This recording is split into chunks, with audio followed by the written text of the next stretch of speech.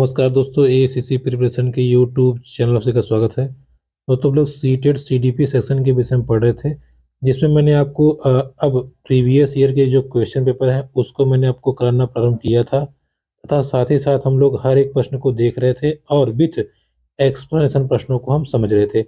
अब तक हम लोगों ने 3 प्रश्न पत्रों को सॉल्व कर लिया है। आज का जो हमारा प्रश्न पत्र है वो हमारा है सीटेट अपर लेवल का जो एग्ज़ाम हुआ था, सीटेट पेपर 2 या अपर लेवल का एग्ज़ाम। ये एग्ज़ाम आपका हुआ था नवंबर 2012 में। ध्यान दीजिएगा, इसके पहले हम लोगों ने सीटेट नवंबर 2012 के पहले यानी कि फर्स्ट पेपर के प्रश्नों को देखा था। अब हम लोग सेकंड पेपर के प्रश्नों को देखेंगे, जो कि हमारा 6 to 8 का सिलेबस है।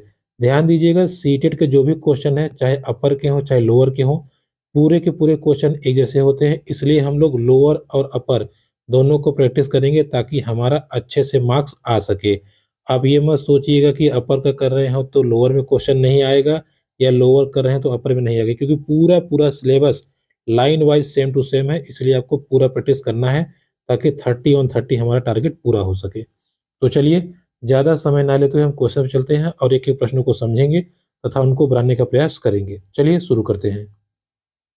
आ चुका है, इसमें क्या लिखा है इसको समझते हैं और बनाने का प्रयास करते हैं। देखिए, पहला सवाल कहा है, विद्यार्थियों से विद्यार्थियों से प्रतिक्रिया प्राप्त करने का आदर्श प्रतीक्षा समय के सही अनुपात में होना चाहिए। अब ध्यान से समझिएगा, कहना क्या चाहता है। कह रहा कि विद्यार्थियों से प्रतिक्रिया प्रतिक्रिया मतलब जैसे आपने कुछ पूछा तो बच्चे क्या रिएक्ट करते हैं। इसके लिए जो प्रतीक्षा समय है, प्रतीक्षा समय मतलब ये है वो किसके अनुपात में होना चाहिए या किस हिसाब से होना चाहिए। पहला ऑप्शन है, पिछले पाठों के प्रश्नों का उत्तर देने के लिए विद्यार्थी द्वारा लिया गया समय, क्या ये प्रतीक्षा समय है। वास्तविक जीवन में प्रश्न की प्रासंगिकता, ये प्रतीक्षा समय है। पाठ्यक्रम में प्रकरण विशेष के लिए आवंटित समय, ये है। अथवा प्रश्न की कठिनाई का स्तर। देखिए, मैंने आपको बताया था, जब भी आप कोई क्वेश्चन पूछेंगे तो जैसे आपने सिंपल क्वेश्चन पूछा तो बच्चे को कम समय दीजिए, थोड़ा मध्यम क्वेश्चन पूछा तो थोड़ा और समय दीजिए, और अगर आपने क्वेश्चन को टफ पूछा है तो बच्चे को पर्याप्त समय दीजिए ताकि वो क्वेश्चन को बता पाए। तो इसका जो राइट आंसर हो जाएगा आपका ऑप्शन नंबर डी। प्रश्न के कठिनाई स्तर के अनुसार ही बच्चे को समय दिया जाना चाहिए।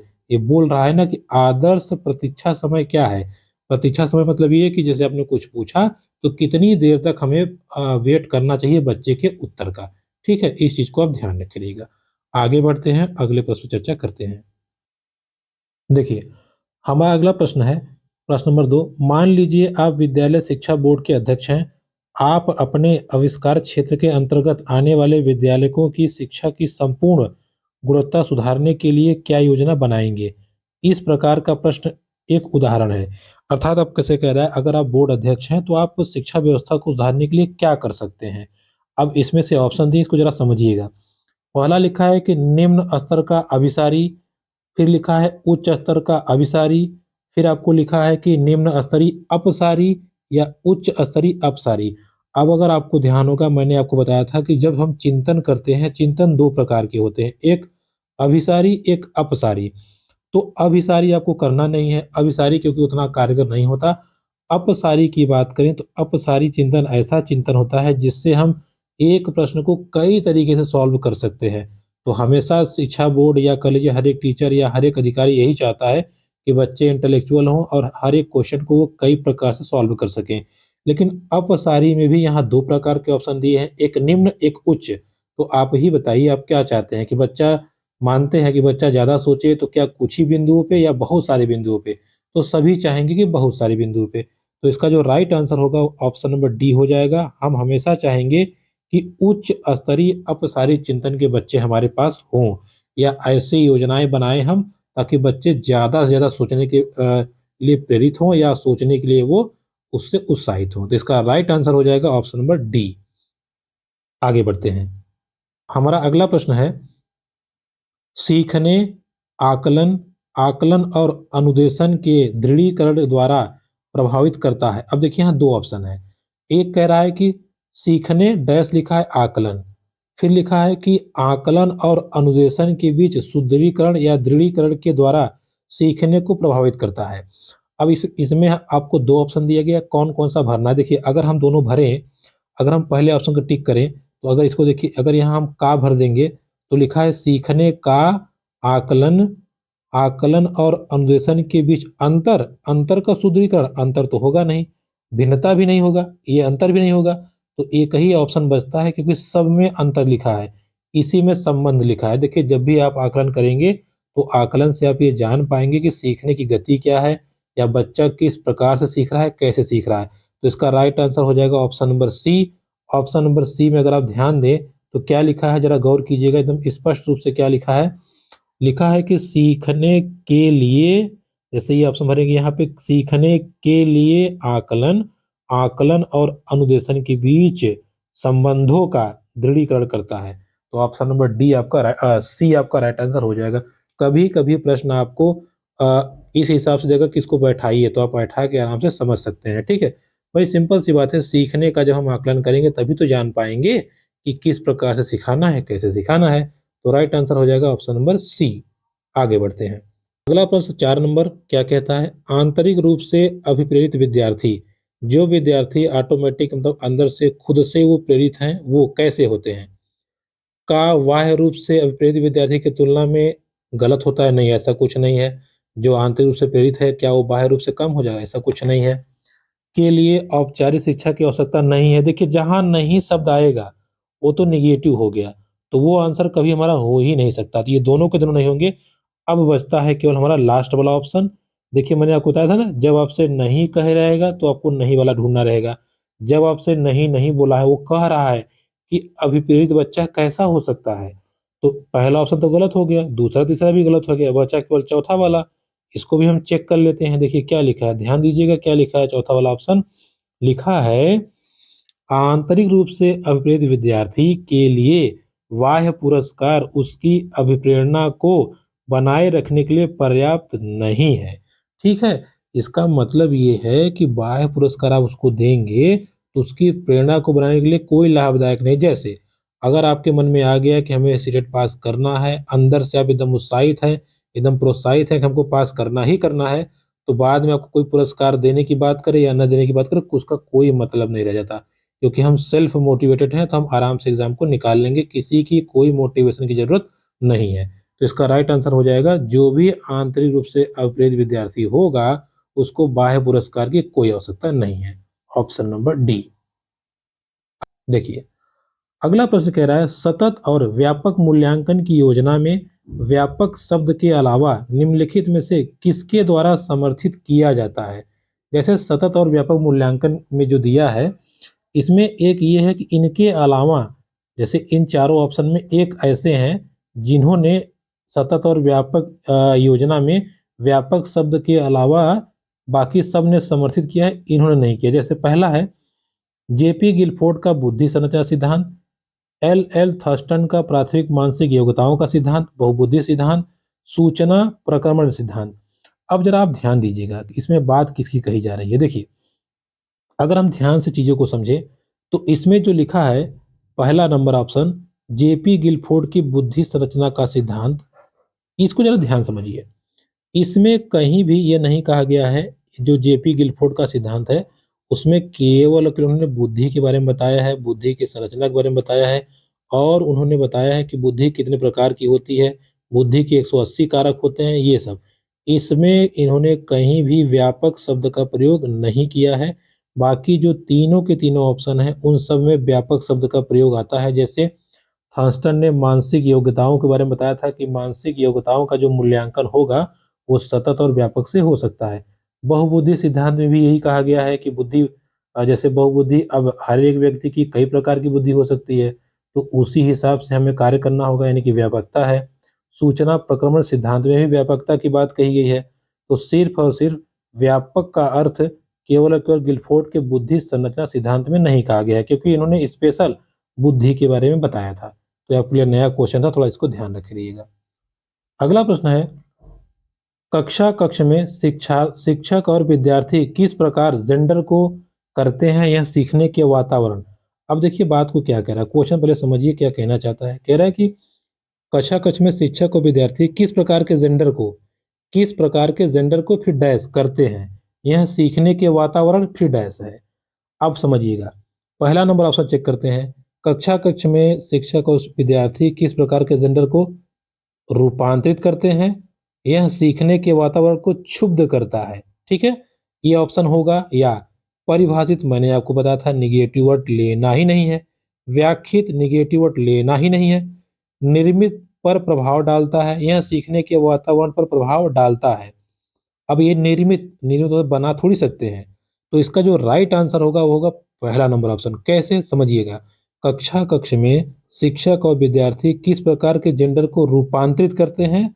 को क्षुब्ध करता है, यह सीखने के वातावरण को क्षुब्ध, क्षुब्ध मतलब होता है एक तरह से आप कह सकते हैं कि जैसे देखिए, अगर आप कक्षा कक्ष में विद्यार्थी शिक्षक जैसे शिक्षक चाहेगा कि हमारे कक्षा कक्ष में कोई भी जेंडर लैंगिक पूर्वाग्रह न हो या बालक बालिकाओं में हम समानता बना के रखें, जब इस प्रकार का वातावरण बनाएगा तो सीखने का वातावरण एकदम सुगम्य होगा या क्षुब्ध हो जाएगा, या कह सकते हैं आपकी अगर जेंडर बायोसिटी ज़्यादा हो जाएगी तो सीखने में प्रॉब्लम होगा। अगर जेंडर इनइक्वलिटी एकदम अच्छे से मेंटेन्ड है, कोई दिक्कत नहीं है, हम कोई पक्षपात नहीं करते, तो सीखने के वातावरण एकदम सुगम्य होगा, एकदम अच्छा होगा। इस चीज़ को ध्यान रखिएगा। तो पहला नंबर जो ऑप्शन होगा आपका राइट आंसर हो जाएगा। कभी-कभी आपको ऑप्शन से भी आंसर मिल जाएगा। तो ये हुआ प्रश्न नंबर 7। अच्छा, पिछला 7 नहीं, 7 नंबर ये है, मैंने गलती से बोल दिया प्रश्न नंबर 7। चलिए, वो 6 नंबर था। अब 7 नंबर को देखते हैं। देखिए 7 नंबर में क्या लिख रहा है? उपलब्धि अभिप्रेरणा है। इसका 2 ऑप्शन इधर है, 2 ऑप्शन अभी आगे लगाना पड़ेगा क्योंकि क्वेश्चन कट जा रहा था। देखिए लिखा है उपलब्धि अभिप्रेरणा है किसका? सफलता व असफलता को समान रूप से स्वीकारने में तत्परता, बिना विचारे जल्दबाजी में कार्य करने, चुनौतीपूर्ण कार्य पर डटे रहने की प्रवृत्ति, असफलता से बचने की प्रवृत्ति। देखिए उपलब्धि मतलब ये होता है ना, जैसे उपलब्धि मतलब आपने क्या किया है, कैसे किया है, इसका एक प्रमाण पत्र होता है। तो उपलब्धि मतलब ये है कि चुनौतीपूर्ण किसी कार्य पे डटे रहने की प्रकृति, यही है। जैसे हम लोग कहते हैं ना यार बहुत वो अच्छा है, या उसके पास ये उपलब्धियाँ हैं। जैसे हम लोग क्रिकेट अगर मैदान में देखें तो जो खिलाड़ी एकदम खेलते रहते हैं, डट के रहते हैं, हम लोग कहते हैं नहीं अच्छा प्लेयर है, ये टिका हुआ है, कितना भी खतरनाक सिचुएशन आ जाए, कैसी भी कंडीशन आ जाए, ये टिका हुआ है। तो मतलब यही है कि कोई भी कार्य अगर चुनौतीपूर्ण है, उसको व्यक्ति करता जाता है या अच्छे से टिका हुआ है, तो यही है उपलब्धि, ठीक है?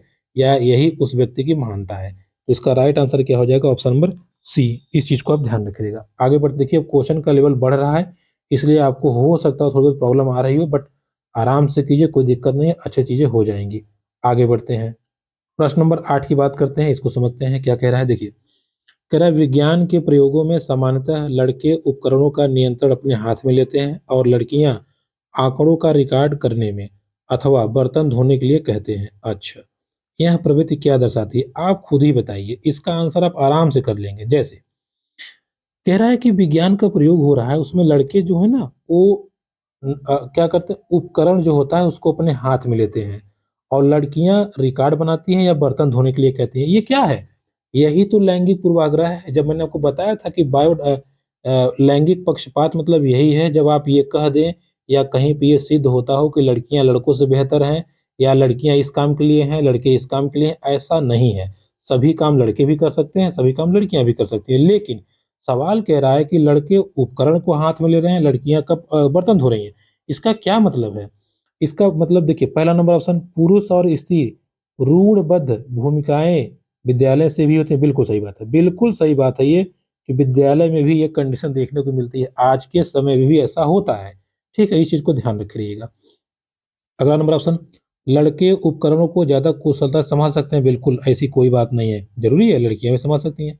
लड़कियां नाजुक होने के कारण ऐसे काम पसंद करती है जिसमें ऊर्जा कम खपत होती है। ऐसा कुछ नहीं है, बहुत सारी लड़कियां जो फाइटिंग करती हैं, ओलंपिक मेडल लाती हैं, तो ऐसा कुछ नहीं है। अगला है लड़कियां बेहतरीन, ये आपको करना ही नहीं है। केवल पहला नंबर ऑप्शन से गड़बड़ हो गया है। क्या गड़बड़ हो गया है कि यह दर्शाता है कि पुरुष और स्त्री की रूढ़बद्ध भूमिकाएं विद्यालय से भी होती हैं। विद्यालय में भी जो रूढ़िवादिता चलते आ रही है ना कि लड़के ही ये काम करेंगे, लड़कियां ही नहीं करेंगी, तो इसका राइट आंसर हो जाएगा ऑप्शन नंबर ए। बाकी सब में तुलना की बात कही है, तुलना आपको करना ही नहीं है, तो इसका सही आंसर क्या हो जाएगा? ए नंबर। ठीक है, आगे बढ़ते हैं। देखिए, अगला है हमारा 9 नंबर, सीबीएसई द्वारा प्रस्तावित समूह परियोजना गतिविधि का एक सशक्त साधन है। अब देखिए, मैंने आपको बताया था जहां भी समूह आ जाए, सामाजिक आ जाए या सहभागिता आ जाए, ये सब एक दूसरे से संबंधित प्रश्न है। तो कहा है समूह परियोजना, कहीं ढूंढिए सामाजिक शब्द है, ये देखिए ऑप्शन नंबर सी सामाजिक, बस आगे बढ़ जाइए और आपको कुछ देखना ही नहीं है। सामाजिक भागीदारिता को सुगम बनाने के लिए समूह परियोजना का कार्य किया जाता है। अगर आपको सामाजिक दिख जाए, समूह चर्चा दिख जाए, वार्ता दिख जाए, वाद विवाद दिख जाए, उन सब में ज्यादातर आंसर होता है सामाजिक का, जो कि वाइगोत्स्की ने दिया था। अगले प्रश्न से हम आगे बढ़ते हैं, चर्चा करते आगे बढ़ते हैं। देखिए अगला प्रश्न हमारा है 10 नंबर, इसको समझते हैं क्या कहना चाहता है। देखिए अगला है रेवेन का प्रोग्रेसिव मैट्रिक्स प्रशिक्षण परीक्षण का उदाहरण है। देखिए रेवेन का प्रोग्रेसिव मैट्रिक्स परीक्षण मैंने आपको समझाया था। ये सब परीक्षण, जो भी परीक्षण आपको आएगा, चाहे आर्मी अल्फा आर्मी बीटा जो भी आए, सब के सब प्रशिक्षण बुद्धि लब्धि से, ये बुद्धि लब्धि कह लीजिए या बुद्धि से संबंधित होते हैं, जो कि हमने पढ़ा है और हमने कोई परीक्षण पढ़ा ही नहीं है। तो इसका राइट आंसर हो जाएगा ऑप्शन नंबर डी, जो आपका है संस्कृति मुक्त मुक्त बुद्धि लब्धांग परीक्षण। ठीक है, इस चीज को ध्यान दीजिए, इसका राइट आंसर क्या हो जाएगा संस्कृति से। ठीक है, प्रोग्रेसिव मतलब कितना प्रोग्रेस किया है, ये नई चीज है। ठीक, आगे बढ़ते हैं और अगला प्रश्न हमारा है उसको हम समझते हैं। देखिए क्वेश्चन नंबर 11, निम्नलिखित में से कौन सा सिद्धांत पाठ्य योजना में शामिल नहीं है। देखिए आप बताइए कि पाठ्य योजना में कौन सा सिद्धांत शामिल नहीं है। देखिए योजना की दृढ़ता शामिल नहीं है, शिक्षार्थियों का ज्ञान शामिल नहीं है, या शिक्षण का ज्ञान शामिल नहीं है, या उद्देश्यों की स्पष्टता। अगर आप देखें तो योजना की दृढ़ता कतई नहीं होगी। दृढ़ता मतलब ऐसा कि जो हमने बना दिया तुम यही सीखोगे, ऐसा कुछ नहीं है। पाठ्य योजना में ये शब्द है ही नहीं कि हमने जो बना दिया वही ब्रह्मा है। योजना है बट योजना की दृढ़ता मतलब ये हो गया कि अगर टीचर ने बना दिया कि तुमको ऐसे ही पढ़ना है तो ऐसे ही पढ़ना, उसमें कोई बदलाव नहीं होगा। ऐसी कोई बात नहीं कही है। जो बनाया गया है वो टीचर पढ़ उसको बदलाव करना पड़ेगा या वो बच्चों के अनुसार होना चाहिए। तो योजना की दृढ़ता की बात पाठ्य योजना में नहीं कही गई है। बाकी शिक्षार्थियों के ज्ञान के बारे में कहा गया है, शिक्षण का ज्ञान, उद्देश्यों की स्पष्टता, ये सब बातें उसमें कही गई हैं। ठीक है, तो इस चीज को आप ध्यान रखिएगा। ये हुआ हमारा क्वेश्चन। बढ़ते हैं क्वेश्चन नंबर हम 12 पर डिस्कस करते हैं।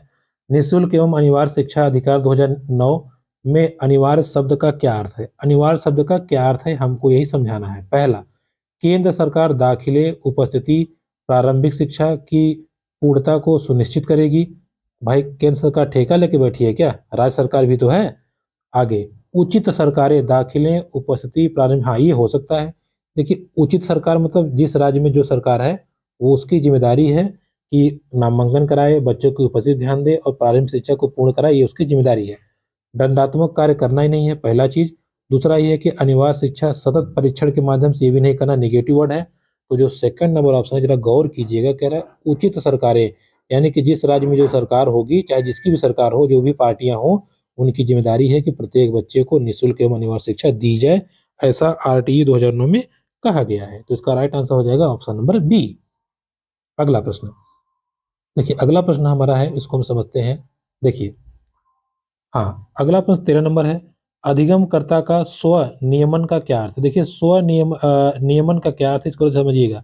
मैंने आपको पहले बताया था स्व मतलब होता है खुद से, नियमन मतलब होता है अपने आप को सुधारना, समझना या सीखना।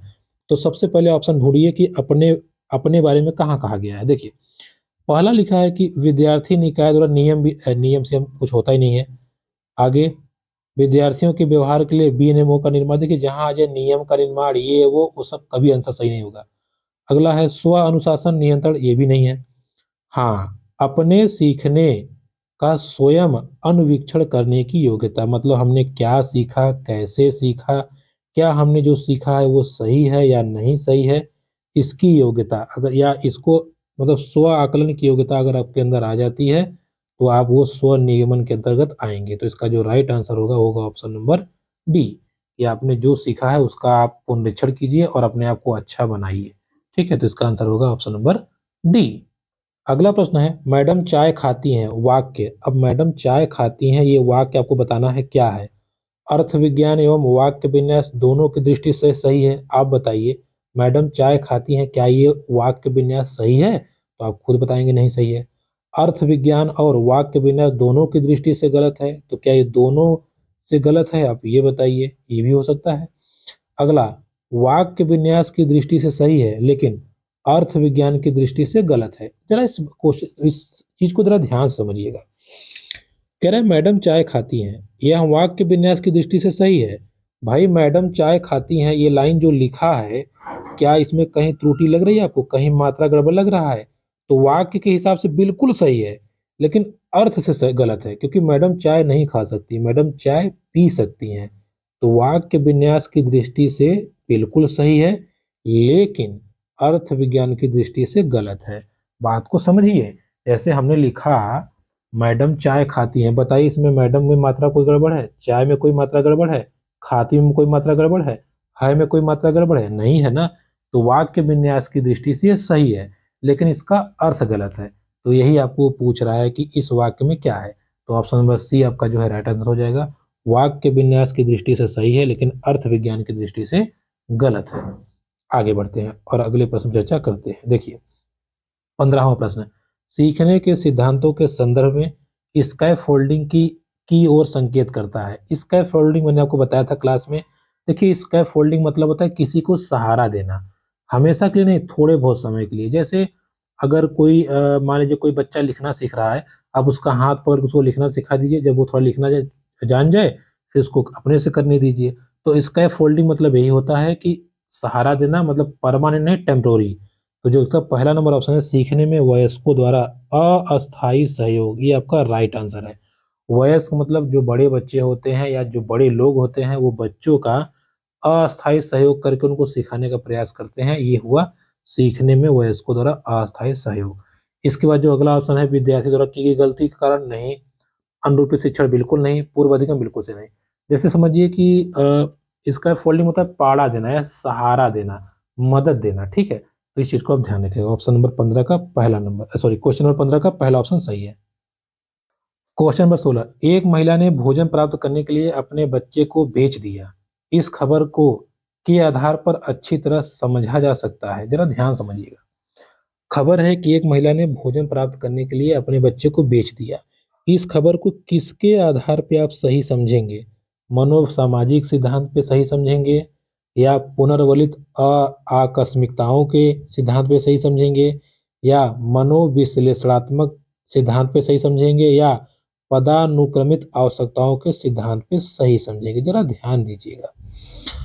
पदानुक्रमित आवश्यकताएं ऐसी आवश्यकताएं होती हैं जो जीवन जीने के लिए कह लीजिए या शरीर की डिमांड के लिए आती हैं। जैसे अब ये खबर अगर सही है, तो सही इस खबर का मतलब सीधा हुआ कि भाई जो महिला थी वो उसने बच्चे को बेचा, किस लिए बेचा? उसको भोजन मिल जाए। तो उसके दैहिक दैहिक मतलब शरीर की डिमांड के लिए या शरीर की आवश्यकता पूर्ति के लिए उसने अपने बच्चे को बेच दिया। इस खबर का मतलब यही हुआ कि पदानुक्रमिक आवश्यकताओं की पूर्ति के लिए उसने किया। अब ध्यान दीजिए, पदानुक्रमिक आवश्यकताएं होती क्या हैं? ऐसी आवश्यकताएं जो हमारे शरीर की डिमांड को पूरी करे, जैसे भोजन हो गया, पानी हो गया, हमारे शरीर की सुरक्षा हो गई, हमें सम्मान हो गया, आत्मानुभूति हो गई, ये सब क्या है? हमारे शरीर की डिमांड है। तो इनकी आवश्यकताओं की पूर्ति के लिए किए गए कार्य को हम क्या कहते हैं? पदानुक्रमिक डिमांड कहते हैं या मांग कहते हैं, ठीक है। तो राइट आंसर क्या हो जाएगा? Option number D. देखिए ये सब कुछ ऐसे क्वेश्चन है जो हमारे सिलेबस में कहीं नहीं है, लेकिन कहीं ना कुछ क्वेश्चन आपको फंसाएगा, तो इसको हम ध्यान रखेंगे। चलिए आगे बढ़ते हैं और अगले प्रश्न में हम चर्चा करते हैं। अगला प्रश्न है, बुद्धि लब्धांक के आधार पर विभिन्न समूहों में विद्यार्थियों का वर्गीकरण उनकी स्वगरिमा को है, उनके शैक्षणिक निष्पादन को है, मतलब दोनों जगह है, ठीक है। उनकी गरिमा को, ध्यान दीजिएगा, अगर बुद्धि लब्धांक के आधार पे आप बच्चों का वर्गीकरण करेंगे तो उनकी गरिमा घटेगी कि बढ़ेगी? जैसे मान लीजिए कोई बहुत तेज बच्चा है, उसको आप आगे बैठा दीजिए, कोई कमजोर है उसको पीछे कर दीजिए, तो सीधी सीधी बात है, कहीं ना कहीं उनके गरिमा को ठेस पहुंचेगी। तो पहला यही है, उनकी गरिमा क्या होती है? घटती है। देखिए घटने वाला ऑप्शन एक ये है, एक ये है, बाकी दो तो हो नहीं सकते, केवल यही दो होंगे। तो उनकी गरिमा क्या होती है? घटती है। अच्छा आगे, उनके शैक्षिक निष्पादन को प्रभावित नहीं करता या, देखिए घटाता है। अब ध्यान दीजिएगा, निष्पादन, निष्पादन मतलब ये होता है कि उनको जो आ रहा है क्या उसको प्रभावित करेगा? बिल्कुल नहीं करेगा, ठीक है, प्रभावित बिल्कुल नहीं करेगा। हाँ, ये मान सकते हैं कि उनकी गरिमा कम होती है, कि उनको लगता है यार वो बच्चे अच्छे पढ़ने में हैं, तो हमको क्यों पीछे किए हैं सर, हम भी तो अच्छे पढ़ने में, हमको पढ़ा बैठाना चाहिए। तो उनको ऐसा लगेगा कि उनकी इंसल्ट हो रही है, बट पढ़ने लिखने में उनके उनके प्रभाव नहीं पड़ेगा। तो ये आपका जो बी नंबर ऑप्शन है बिल्कुल सही हो जाएगा। इसको आप ध्यान दीजिएगा। ये कौन सा कहता है? ये कहता है बुद्धि लब्धांक के अनुसार है। ठीक है, सीखने सिखाने की प्रक्रिया कम हो सकती है, बट बुद्धि लब्धांक में ऐसा कुछ नहीं होगा। तो क्वेश्चन जरूर ध्यान दीजिएगा। आगे बढ़ते हैं। आगे देखिए अगला क्वेश्चन क्या कह रहा है। अगला क्वेश्चन कह रहा है, एक सेकेंड देखिए। अगला कह रहा है जॉन डुवी द्वारा समर्थित लैब विद्यालय के उदाहरण है। लैब विद्यालय मैंने आपको बताया था ना, जॉन डुवी ने क्या दिया था? जॉन डुवी ने दो प्रकार की शिक्षा दी थी, एक बाल केंद्रित, एक प्रगतिशील। तो आपको देखना ही नहीं है, सीधा आंसर मारिए। प्रगतिशील विद्यालय के बारे में किसने कहा था? जॉन डुवी ने। ठीक है, इस चीज को आप ध्यान रखिएगा। अगले प्रश्न पर चर्चा करते हैं, प्रश्न नंबर 19। लॉरेन कोहेलबर्ग द्वारा प्रस्तावित निम्नलिखित चरणों में प्राथमिक विद्यालयों के बच्चे किन कारणों का अनुसरण करते हैं? अब जरा ध्यान दीजिएगा। मैंने आपको बताया था प्राथमिक वाले बच्चे, मैंने आपको बताया था कि ये तीन प्रकार के इन्होंने तीन रूल दिए थे, और तीन रूल में इनके 6 चरण थे। और उन 6 चरणों में जो पहला चरण था, यानी कि जो शुरुआती बच्चा होता है, वो आज्ञा पालन बहुत करता है और दंड उन्मुखीकरण होता है। मतलब उसको नियम कानून उसको पता होता है, और ये समझता है कि अगर हम नियम कानून तोड़ेंगे तो हमको सजा मिलेगी। तो पहला नंबर ऑप्शन तो बिल्कुल सही है। बाकी जो दूसरा, तीसरा और चौथा है, इस पे हम डिस्कस थोड़ा सा कर लेते हैं, इसको समझ लेते हैं। देखिएगा, जरा ध्यान समझिएगा। ठीक है, जो शुरुआती बच्चे होते हैं, मैंने आपको कह दिया ना, पहला नंबर ऑप्शन तो सही है। अब बाकी के हम चेक कर लेते हैं क्या वो भी सही है या नहीं सही है। देखिए, समझिएगा। अब हमने क्या कहा आपको, पहला तो क्लियर हो गया कि भाई ये होगा होगा, इसमें हम कुछ कर नहीं सकते। अब आगे बढ़ते हैं। देखिए अगला क्या कह रहा है। अब कह रहा है कि व्यक्तिगता और विनिमय, ये भी सही बात है, इसको भी बच्चे समझते हैं।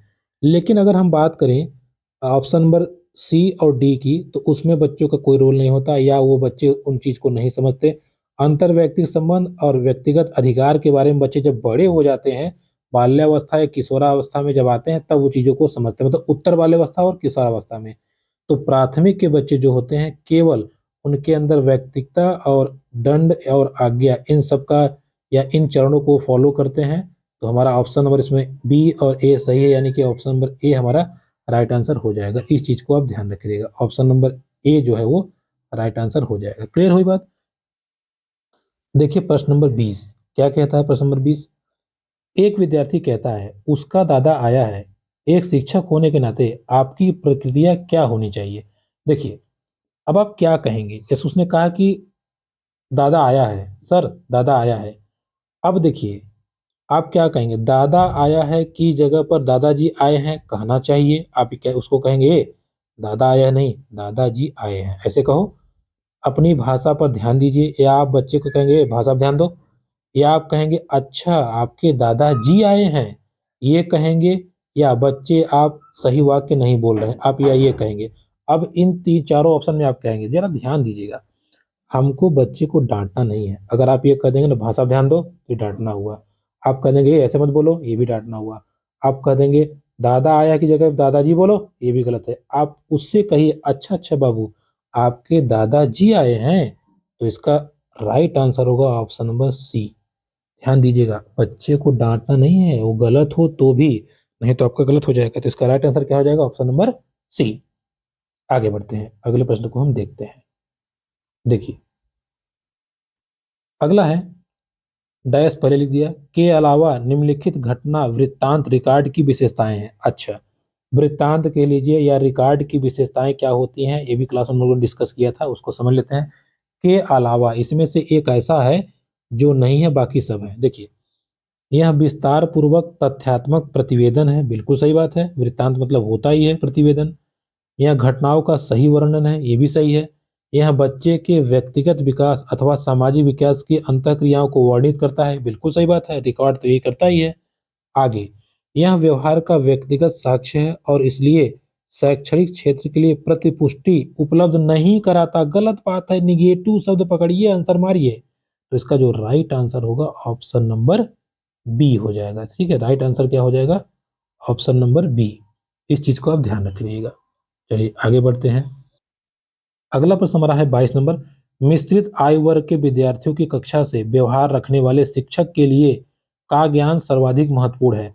देखिए मिश्रित आयु वर्ग मतलब ये है छोटे बच्चे, बड़े बच्चे, ऐसे बच्चे अगर आपकी कक्षा में हैं तो इसके शिक्षक को क्या आना चाहिए? पहला, उनके अभिभावक का व्यवसाय उनको पता होना चाहिए, जो कि गलत है। व्यवसाय से क्या लेना देना है भाई? सामाजिक आर्थिक पृष्ठभूमि, ये भी वही आता है, नहीं है। सांस्कृतिक पृष्ठभूमि, ये भी नहीं है। विकासात्मक अवस्थाओं के बारे में ज्ञान होना चाहिए, बिल्कुल सही बात। देखिए अलग अलग अवस्थाओं के बच्चे अगर आते हैं, अलग अलग आयु वर्ग के, तो ये शिक्षक को जरूर पता होना चाहिए कि किस बच्चे की विकासात्मक अवस्था कैसी होनी चाहिए या कैसा होना चाहिए। उस हिसाब से वो पठन पाठन कार्यक्रम करेगा तो बच्चों को अच्छे से समझ में आएगा। इस चीज को ध्यान रखिएगा। आगे बढ़ते हैं। क्वेश्चन नंबर 23, प्रतिभाशाली बच्चे। अब प्रतिभाशाली बच्चे की विशेषताएं क्या है, इसमें आपको सब समझना है और पढ़ना है। देखिए बिना किसी सहायता के अपने कार्य सामर्थ्य का पूर्ण विकास करते हैं। क्या ये हो सकता है? हाँ, ये हो सकता है। वो बिना किसी सहायता के अपने कार्य को कर सकते हैं। अगला, मानव के लिए महत्वपूर्ण किसी क्षेत्र में असंभवतः अच्छा निष्पादन करते हैं। ऐसा नहीं है। देखिए जरूरी थोड़ी है कि अगर प्रतिभाशाली बच्चा है तो हर क्षेत्र में महान होगा, ऐसा नहीं है। ये नहीं हो सकता। जो आपका सेकंड नंबर ऑप्शन है ये नहीं हो सकता। अगला, सामान्यतः शारीरिक रूप से कमजोर होते हैं। ऐसा कुछ नहीं है। सामान्यतः शिक्षक की मदद पसंद नहीं करते। क्यों नहीं करेंगे? करते हैं भाई। तो इसका जो पहला नंबर ऑप्शन है ये आपका बिल्कुल राइट आंसर हो जाएगा। बिना किसी सहायता से अपने कार्य को अच्छे से वो पूरा कर सकते हैं या सक्षम होते हैं। आगे बढ़ते हैं। अगला प्रश्न है हमारा 24 नंबर, संकल्पनाओं की व्यवस्थित प्रस्तुति विकास के निम्नलिखित किन सिद्धांतों के साथ संबंधित हो सकती है? संकल्पनाएं मतलब जैसे आप जो चीज सोचते हैं उसका। अब कह रहा है विकास के किन सिद्धांत से संबंधित हो सकती है? पहला, विकास के परिणाम स्वरूप वृद्धि होती है। ये बताइए, विकास का और वृद्धि का तो कोई संबंध होता ही नहीं है। विकास के बाद वृद्धि नहीं होता, विकास और सीखने का संबंध है, तो ये तो गलत हो गया। दूसरा, विकास विषम जाति के स्वायत्तता की ओर अग्रसर होता है। ये भी नहीं है। स्वायत्तता, विषम जाति मतलब होता है जो कुछ नहीं है, और स्वायत्तता मतलब एकदम इंडिपेंडेंट हो जाए, तो ये दोनों के दोनों ऑप्शन गलत हो गए। तीसरा, विद्यार्थी भिन्न दरों से विकसित होते हैं। विद्यार्थी भिन्न दरों से विकसित होते हैं, ये भी सही हो सकता है, लेकिन आपसे कहा है किन सिद्धांतों के साथ संबंधित होता है, आपको ये पकड़ना है। आगे देखिए, विकास सापेक्ष रूप से क्रमिक होता है। ये बिल्कुल सही है। विकास के सिद्धांत में ये बातें कही गई हैं कि विकास जो होता है क्रमिक होता है। तो इन चारों ऑप्शन में सबसे बेस्ट ऑप्शन कौन सा है? विकास जो होता है वो क्रमिक होता है। ठीक है, आगे बढ़ते हैं। 25 नंबर, शिक्षा का अधिकार अधिनियम 2009 के क्रियान्वयन के बाद कक्षा कक्ष, यानी कि जब आरटीई लागू हुआ उसके बाद कक्षा कक्ष कैसा हुआ है, इसको जरा समझिएगा। अप्रभावित है, क्योंकि शिक्षा का अधिकार विद्यालय में कक्षा की औसत आय को प्रभावित नहीं करता। निगेटिव शब्द आया तो हटाइए इसको। जेंडर के अनुसार अधिक सम जाती है, नहीं ऐसा कुछ नहीं है। आरटी के बाद ये कम हुआ है। आयु के अनुसार अधिक सम जाती है, ये सही है। देखिए ये सही है, ध्यान दीजिएगा। बाकी ये लास्ट वाला गलत है। अब ये आय के अनुसार समझ आती है, समझिए। मतलब ये है कि जैसे कक्षा 3 में अगर आप जाएंगे तो ज्यादातर हम उम्र के बच्चे ही मिलेंगे। कक्षा 3 में अगर कोई बच्चा 9 साल का है तो मोस्टली 9 10 8 9 10 इसी उम्र के बच्चे मिलेंगे। तो वही कह रहा है कि आयु के अनुसार अधिक समझ आती है। ठीक है, इस चीज को ध्यान रखिएगा। आगे बढ़ते हैं। देखिए अगला क्वेश्चन है 26 नंबर, बाल केंद्रित शिक्षा का समर्थन निम्नलिखित में से किस विचारक द्वारा किया गया? तो जॉन डीवी। अभी प्रगतिशील आया था, अभी आ गया, तो जॉन डीवी ने ही किया था। इस चीज को आप ध्यान रखिएगा। आगे बढ़ते हैं। अगला प्रश्न है 27 नंबर, प्रतिभाशाली बच्चों के संदर्भ में संवर्धन का अर्थ है, यानी कि जो प्रतिभाशाली बच्चे हैं उनके अंदर संवर्धन का क्या मतलब है? ऐसे विद्यार्थियों को वर्तमान स्तर ग्रेड को छोड़कर अगले उच्च ग्रेड में प्रोन्नत करना, क्या ये है?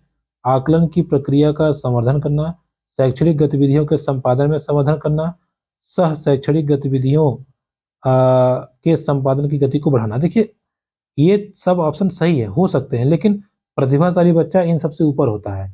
ठीक है, आकलन प्रक्रिया को संवर्धन क्या करेंगे? जब बच्चा खुद ही प्रतिभाशाली है तो क्या करेंगे? गतिविधियों का संपादन में संवर्धन करना, ये भी नहीं हो सकता, बच्चे पहले से वो है।